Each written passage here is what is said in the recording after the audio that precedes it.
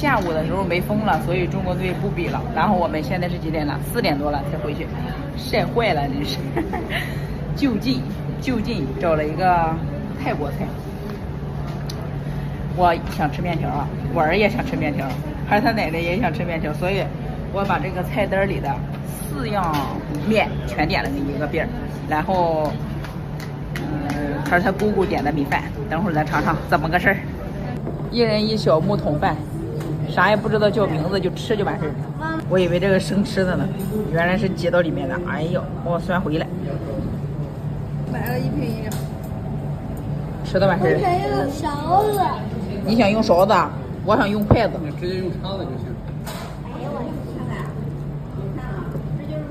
长个教训，以后再出国的时候，自己得带着筷子来。哎，背着筷子来。我不吃菜。奥运会开幕式的时候就说，法国人不提供空调，我们是真正体会到。昨天到宾馆的时候哈，没有空调。第2天找房东，房东说在那个锁起来了，单独收费也就算了，他还把那个空调锁起来了。我们吃饭的时候也热的不行。法国不兴空调，不兴电梯。我那5楼、那6楼，我全是爬楼梯上去的，其中1楼还拉行李箱。那不吃挺好的呀。6层楼，扛着大行李箱。有嘛不吃呀？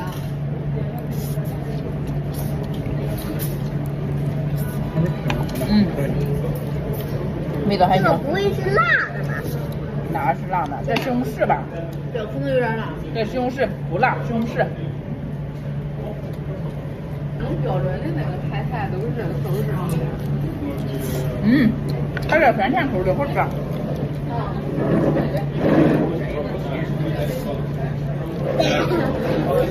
尝尝我儿子的。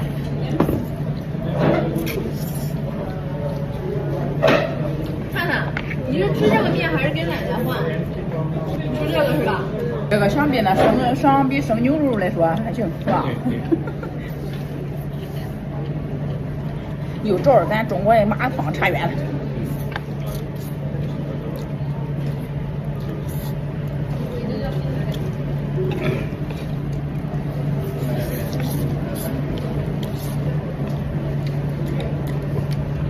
妈妈，我能看出来这个是西红柿，但是我不知道它啥味儿啊？哎，我真是咸死我了。我就是咸，你咋咸吗？咸酸。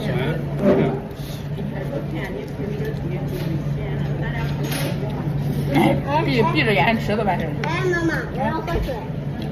好。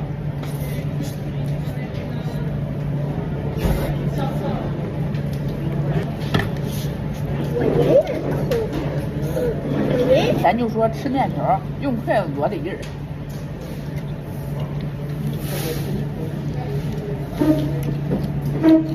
大家好，我想用勺子。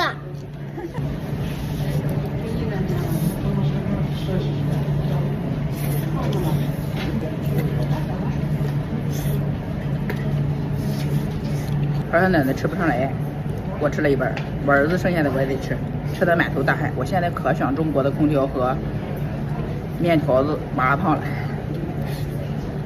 等回去第1顿饭你就吃这麻辣烫。好。